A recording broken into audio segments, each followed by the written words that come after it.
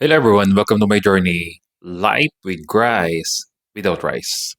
Naku, medyo matagal-tagal po tayong hindi nakapag-upload, nakapag-update po sa ating mga followers at lalong higit sa ating pong mga member ng ating community. Shoutout po pala sa mga nag-avail ng ating subscription sa ating Facebook page at most especially sa mga nagtiwala po sa atin, nagbayad ng worth 3,000 pesos para magkaroon ng proper coaching sa kanilang journey at magkaroon ng mas mabilis na healing sa kanilang mga sakit at karamdaman.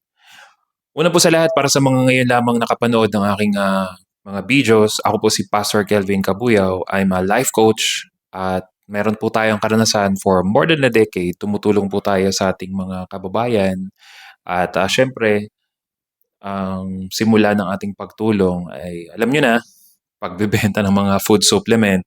Nagkaroon tayo ng iba't ibang mga programa kung paano makakatulong ba ang natural way of eating. But it just so happen, based sa observation ko for more than a decade, ay bakit gano'n, hindi pala sapat na kahit umiinom ka ng food supplement, nagpapaalaga ka na sa mga dalubhasang mga doktor, hindi pa rin talaga ma-reverse ang kanilang mga sakit karamdaman. Para po mapatunayan ninyo na healthy ka talaga, dapat wala kang iniinom na gamot, dapat wala kang iniinom na food supplement. At mismong dun sa kinakain mo, yung mismong kinakain mo will be your medicine. Your food will be your medicine. Ang ating mong topic ngayon, ito yung post nung nakaraang araw. Ang sabi dito sa mga nag-message sa akin ay pinost daw ito ng GMA7, ang GMA. Ah, ang nai-post sila doon about sa OMAD, 1 meal a day. Safe po ba? Yan, mga nag-PM sa akin. Safe po ba ito at effective?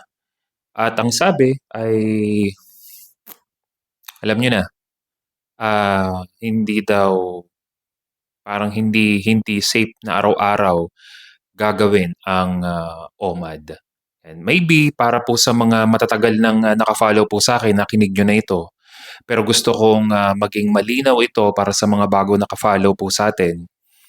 Ang OMAD talaga, ang 1 meal a day is our main goal.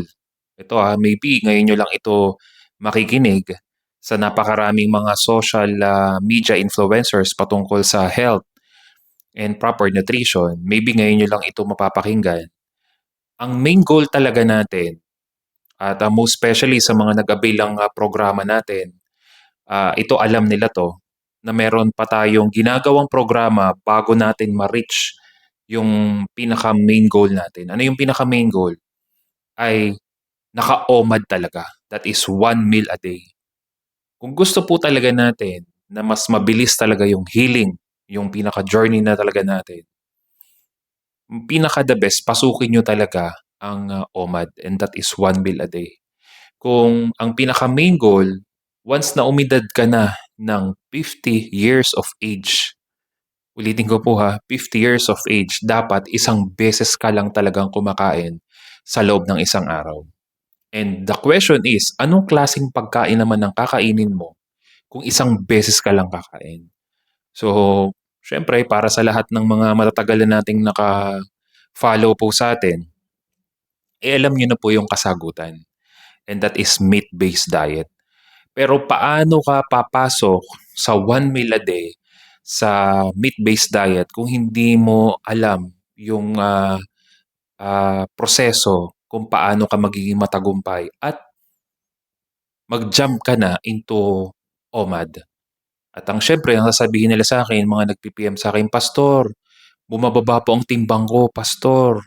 Ah, bagsak po yung ano, papayat po ako ng papayat, ano po yung gagawin ko?" So, mahirap talagang yung magsarili ka na akala mo basta kumain lang ng karne, yun na. Hindi po puwede. Meron po tayong adjustment na ginagawa po diyan. Hindi basta-basta nakita mo lamang nag-OMAD ka na, medyo mahabang proseso po ito at matinding disiplina. So, para po sa kaalaman ng lahat, safe po ba? Maganda bang gawin ang OMAD? Hindi talaga siya puwedeng gawin na daily. ang pag-OMAD hangga't hindi mo naiayos muna ang mga pagkain na kailangan mong eliminate. Yes, hindi maganda ang OMAD. Kung mali ang proseso mo bago ka pumasok sa pag-OMAD, medyo magiging may possibilities sumakit ang ulo mo, hindi mo kayanin. Yung haba ng oras na hindi ka kumakain, compare. Yes, gusto mong gumaling, pero kapag maling proseso, medyo hindi medyo, talagang magkakaproblema po talaga tayo. So, kung safe siya, very safe siya, effective nga siya sapagkat yung moment na walang laman ang sikmura mo, yun lang yung tamang pagkakataon na makapag-heal ng mas mabilis ang katawan natin. Pero ulitin ko, may tamang proseso po sa pag-OMAD, hindi po basta-basta. So kung may mga katanungan po kayo at gusto mo maging matagumpay sa healing journey po ninyo, kung ano mang sakit na meron kayo, lagi nyo tatandaan, it can reverse all kinds of sickness and diseases. Kailangan nyo lang ng tamang sistema kung paano magiging matagumpay. At wag po kayong mahiya. May coaching po tayo. Ano naman po, very affordable naman ang coaching natin that is worth 3,000 pesos. Unlimited na. May programa na po ako sa inyong ituturo kung paano magiging matagumpay ang journey nyo in just 6 months. Bigyan nyo lang po ako ng pagkakataon. Makikita po ninyo yung best result at I'm 100% sure loobin po naman po ng Diyos in a matter of 2 to 3 months, makikita nyo na yung napakagandang resulta bago pa matapos yung 6 na buwan na binayaran mo sa coaching. God bless everyone.